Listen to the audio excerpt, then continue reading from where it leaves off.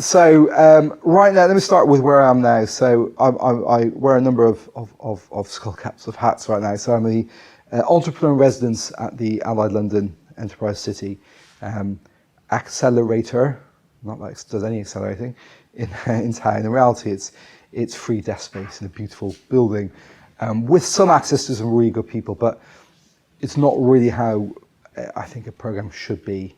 There's political reasons for that historically, because they got a lot of money from the government to kind of build out a part of the community, and they've done it through making free space available. But there's not much in the way of investment to creating a true accelerator program, which is a shame, but that's what it is. But it's beautiful. For those who've been in Bother Warehouse, it's a remarkable location.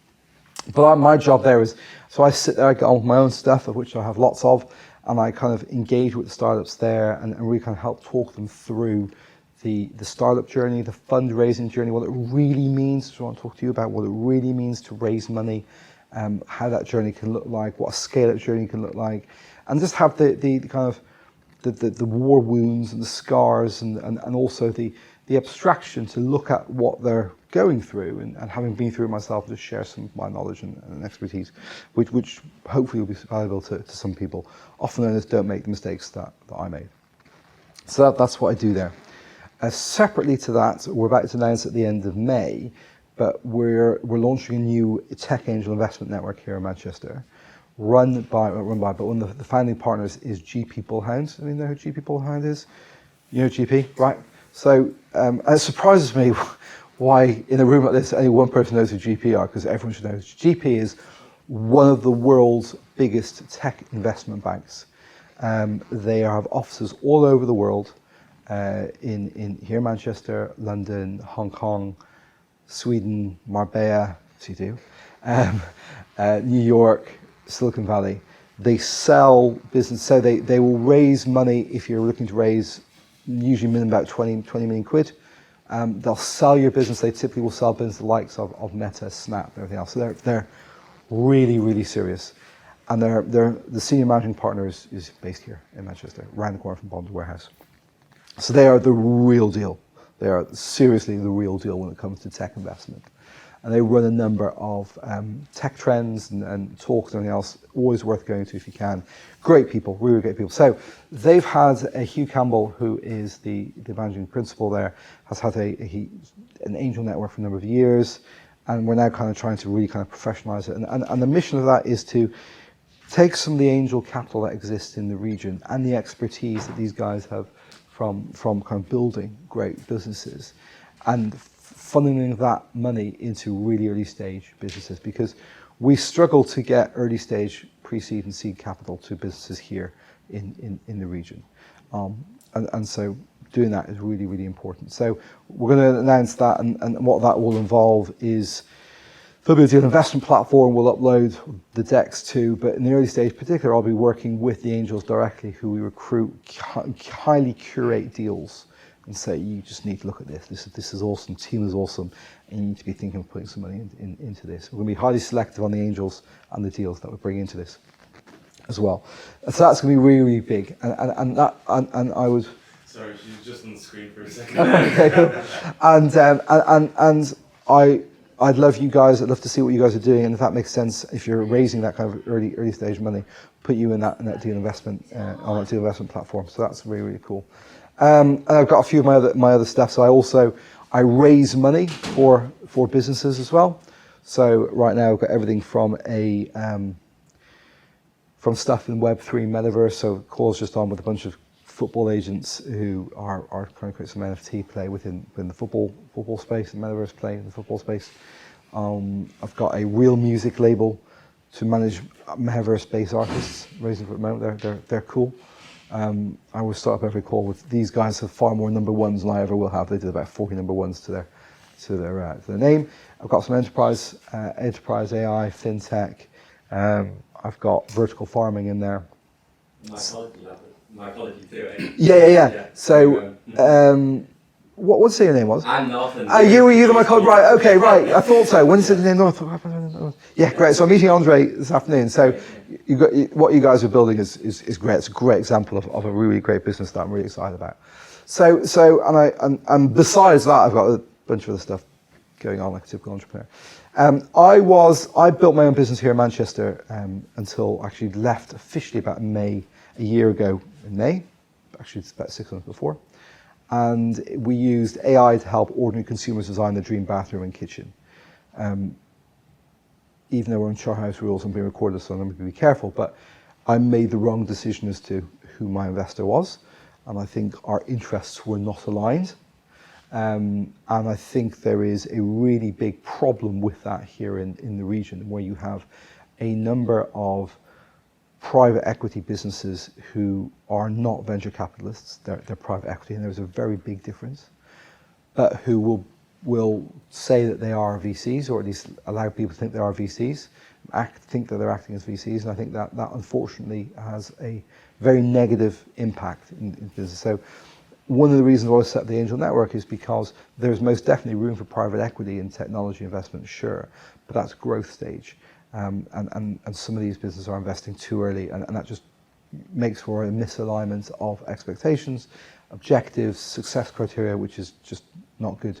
So we want to ensure that the first money into these businesses is the right amount of money with the right level of expectation.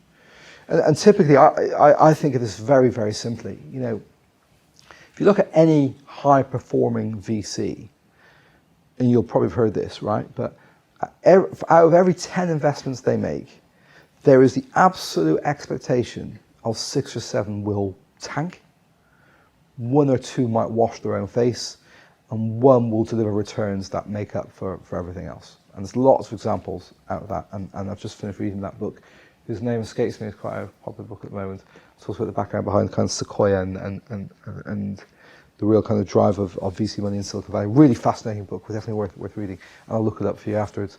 I'm like that, I read books, don't remember the name, but I remember stuff from it. But it talks about, and that's not how private equity works, it's not how it's designed to work. Private equity is designed to work on seeing returns of just 2 or 3 times, but from every single business. And you know, driving business toward profitability and generating cash from early on is wrong in technology. You know, if a business is making profit, it's not at the early stage, it's not growing enough. It's just wrong. That's problematic. So we're trying to fix that as a problem within the market, and we should, because I don't know how many people know, but there's a plaque 300 yards that way, I think, got my bones right, which says in 1948, above this plaque, the world's first stored program computer was invented here in Manchester. Right, so the computer was invented here in Manchester, and there's a plaque 300 yards that way, just off Oxford Road, that talks to that, right? So people talk about Silicon Valley, a place I spent a lot of time in my career. Trust me, it's all here, so it should be here. And we've got the most phenomenal talent here, great quality of living compared to London. Weather, always like this, as you know. Certainly best football teams if you're a City supporter. It's a great place. And I built my business with about 35 people here in Manchester, and phenomenally talented people. Even to the point, you know, I did a number of design sprints over with Home Depot in Atlanta, and I brought a couple of my guys with me. And the champion senior exec at Home Depot kind of pulled me aside and said, I need to talk to you about this person. You know, your team, she's called Jay. I was like, oh shit, what's she done? He said, are all your team like her? I was like, oh shit, what's she done? What she said? He said, no, we had Pinterest here 2 weeks ago and House 2 weeks before that, and she just wipes the floor with any of these guys.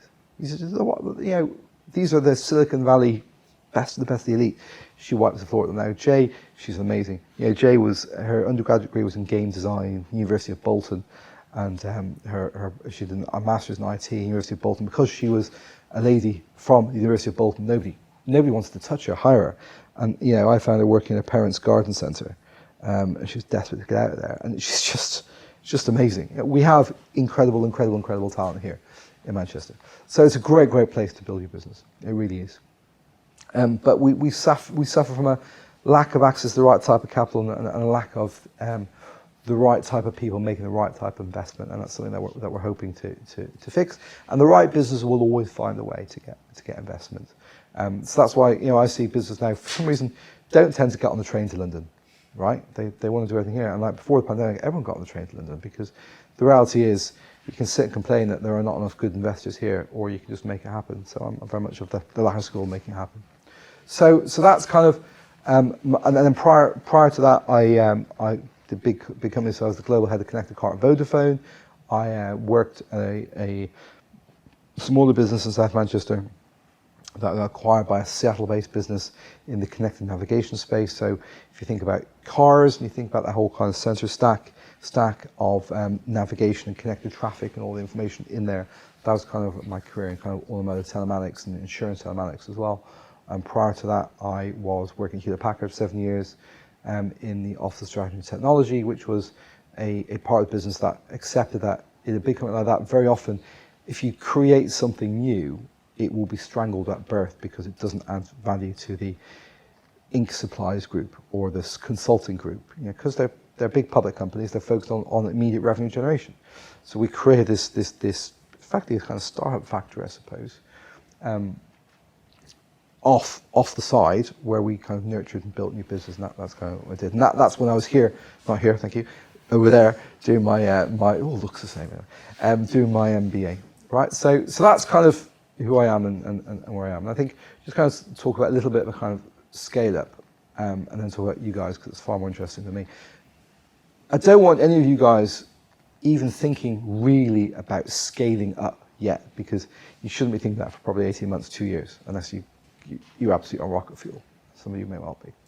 Because ultimately, your challenges right now as early stage businesses are getting off the ground, of ensuring that what you are doing is a problem worthy of being solved, and identifying how you can demonstrate traction's probably the wrong word for such an early stage business because it's hard to find traction early stage, but signals of product market fit.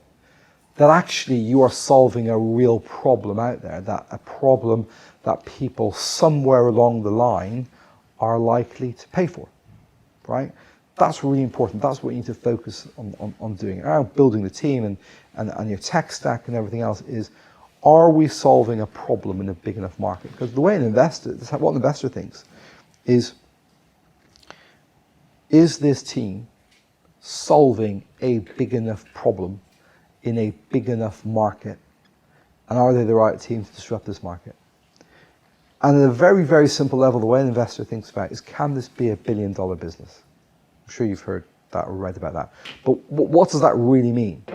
$1 billion business typically means, can this business get to $100 million, typically, dollars ARR, annual recurring revenue, and therefore could they exit at 10 times their revenue, that making it a $1 billion business? So somebody says, what does $1 billion business mean? It means, can you get to $100 million ARR, right?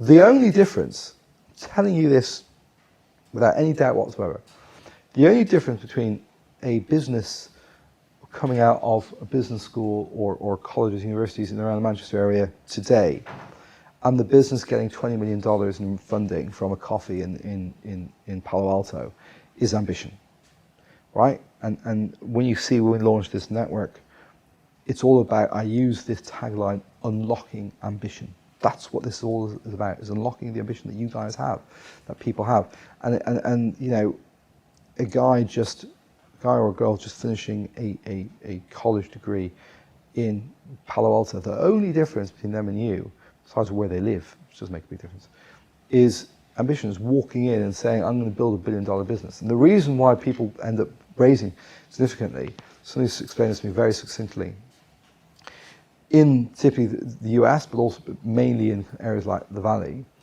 too many angel investors have sat opposite the guy or the girl who says, I'm going to build $1 billion business, laughed at them, and that $1 billion business has been built, right? And they don't want to miss out. So FOMO is a huge deal. And you will see, of course, on TechCrunch and Crunchbase, all these big raises and everything else. You never see the guys who haven't raised, right?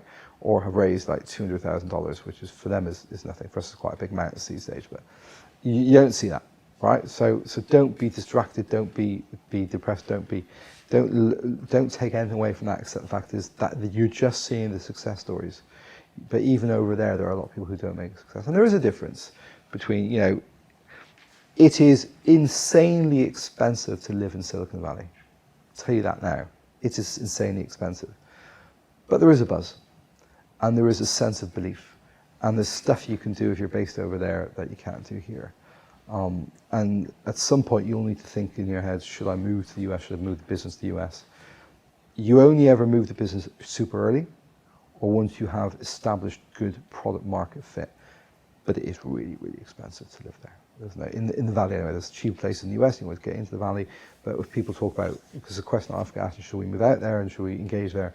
And you can only ever raise money from US-based investors really if a founder is there physically on the ground, or you have really significant traction on the ground in the US, paying customers, right? Otherwise, forget it, because you'll be wasting a lot of time. And I know a lot of founders who spent, and I have spent a lot of time out there, and a lot of time working with US-based VCs. A lot of people will spend a lot of time and money meeting with VCs over there, but unless you do one of those two things, primarily the first, forget it. Don't waste your time. And as you're building out your business, time is your most important commodity, right? That's runway. If you raise 100 grand and your burn is 10 grand a month, you have 10 months to live. And the most important job a CEO has is not to run out of money. Nothing else matters. Startup is keeping the business going until you find product market fit and you find that hockey stick growth. Keep it alive until you can do. And when it comes to investors, and I spoke to all yesterday because I think you guys met with the guys from Solid Bond yesterday, great guys in Bond Warehouse. Lots of VCs will take meetings all the time. You'll say you're doing whatever you're doing. I go, yeah, let's meet. And you'll come away thinking you've had a great meeting. You probably have had a great meeting. But that VC knows 100% that they're not investing in you for 2 years, 3 years, because you're too early. And I always take them to task. I always take them to task and say, don't meet with a startup now just because you want early stage deal flow. Because a lot of these guys, Praetor are a great VC based here in Manchester. You'll have read a lot about these guys. And they're actually really good at saying, actually, we're not going to meet with you. So, or what they'll typically do say, and they're really good at it, is, look, we typically invest £1 million. That's our lowest check size, right? So before we invest, the business needs you to be you want £1 million. Yeah, you have to be at that stage where you need £1 million, and what you're going to do with it. And to get there, you need to have established yourself and done certain things. Maybe you've got really good, strong signals of PMF if you don't even have PMF. Whatever it is, that's a stage signal. They may then say, because they're really nice guys, we're really happy to have a coffee, yeah, in advance, and talk to you, but just so you know, we're not. That's where we invest, right? They're good at that. Lots of investors aren't. Lots of investors will have a meeting with you, and they'll have so they can put on a deck somewhere. In 2 years' time, these are the guys we're currently tracking. Say no. You don't have time for that shit, right? You're busy building, and time is your most precious commodity. So don't get sucked in. So that's kind of the thought process behind that. Scaling a bit, and this is what you need to think about with all your businesses, right? Is how do I build a platform that scales to huge amounts of users? Because that's the type of venture economics you're looking for, right? If you're a consulting-led business, that ain't going to work, because you will need, as you scale, you will need more and more people, right? You've got a certain fixed cost base. Rent of an office, if you're going to have an office, people, right? And you'll grow and you'll scale those people, so you'll be 2 people, then you'll be 8, and then you'll be 12, and you'll be 16, right?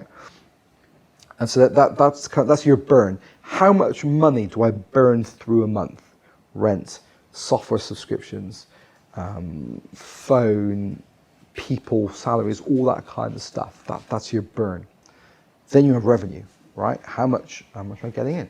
Right? Revenue is top line. So how much am I getting in? Profit is revenue minus your burn, right? A scalable business, the gap between those two widens over time. When you see a hockey stick approach, hockey stick typically means revenue, but it also can mean that gap. So if, for example, you've got 10 people and 10 people are bringing in £1 million a year, right? And in order to get 10 million, you also have to scale your people by 10. So you also always have that linear relationship. That's not scalability, right? And that's the type of business where that works, but typically that's not scalable.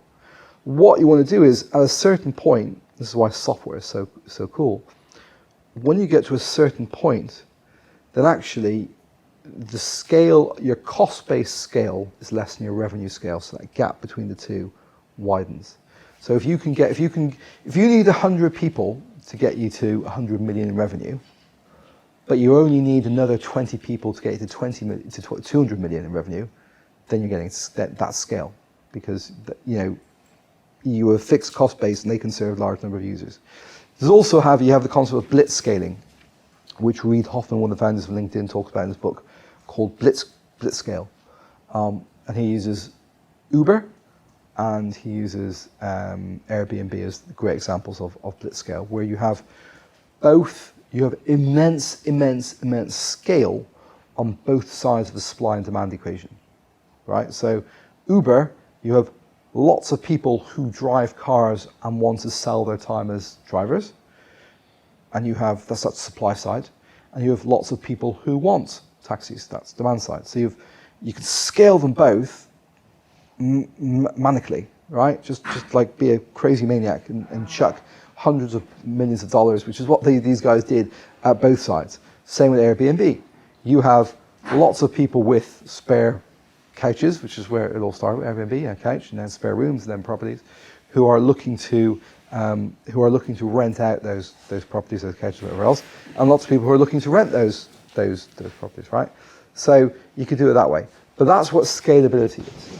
But the reason why I use consulting as a it is really, really easy as a business to get addicted on the drug that is consulting. So you have 4 really cool people in the organization, and you're engaged with the customer because, I love what you're doing. It's amazing. Can you build this for us?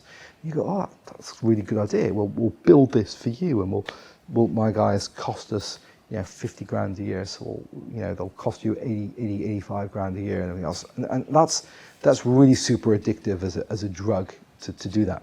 That doesn't scale. And when they're building it for your customer, unless that stuff is product that you can build into your product, then you're not building your product, you're building somebody else's product. And that's not a good thing.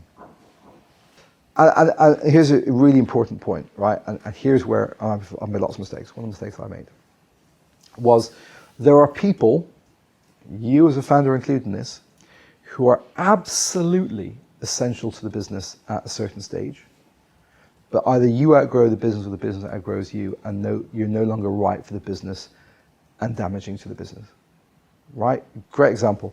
I had a guy who joined us really on, who's like our 4th or 5th guy in, really great. And if it was not for him, we would not have been alive, without doubt. He was up late, he was cranking out stuff, he was fixing, if it was not for him, we would not have been there. Just no hesitation, no doubt whatsoever. It got to the point 18 months after that because of him, we started to be really successful, and we were growing, and he became a pain in the neck. He hadn't changed. The business changed. How we with more people, how we needed to work changed, and he was becoming a pain. And I took a year too long to get rid of him because of my loyalty to him, right? I didn't sit down with him and have that conversation early enough, and that was really damaging to the business, really damaging to him. Luckily enough, we're good friends now. He's a Wolves supporter, so we're texting each other. I was texting him more than he was texting me, to be fair, the other day. But that is a real thing. So when you are hiring somebody early on, remember that. And then the mechanism is important. So you will have to pay a salary, presumably. Never give equity, always give options, right? There's lots of good tax reasons to give options, but ultimately options are easier to fall away. So when you're giving, for example, when I was building my business, I found 2 PhDs who helped me build out the MVP. It wasn't an MVP, it was a proof of concept. And I said, look, I will give each of you up to 5% of the equity of the business in options, which, by the way, now, Jesus, 5%, that's give away 10%. That's a huge amount so early on, huge. Anyway, and the way I structured it was they'd get 2.5%, a quarter of that 5%, 1.25% of their options on delivery of the proof of concept, another 1.25% if they join the company. We set up a company and we issued them a job offer, and then 1.25% a year afterwards if after they joined, and another 1.25%, right? And it worked out really well because, I mean, I still gave away a little bit too much, but okay, it wasn't the end of the world. One guy joined the company, one didn't, right? So it worked out well. But it meant that when people leave the business, you know, you can always claw back that equity, and that's really, really important.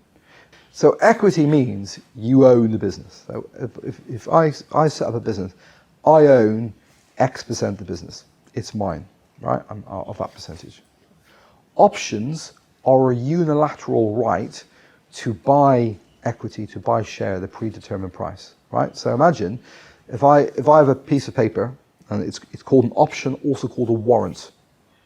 And this says, I'm giving you a piece of paper which says you have a right to buy 1 share of this business at £1, right? So I give that to you, or I'll probably give you 10, let's say, right? You'll keep that super safe, that monopoly money super safe, right? And you'll never, what's called, exercise it. You'll never turn that into a share until the day that the business is acquired. So when the day the business is acquired, and let's say the acquisition is happening at 12 noon, at 11:59, 38 milliseconds, you'll knock on my door and say, hello, David, I have a stack of 10 options, and here is a £10 note, because each of these are £1, and you're selling the business for £250 per share.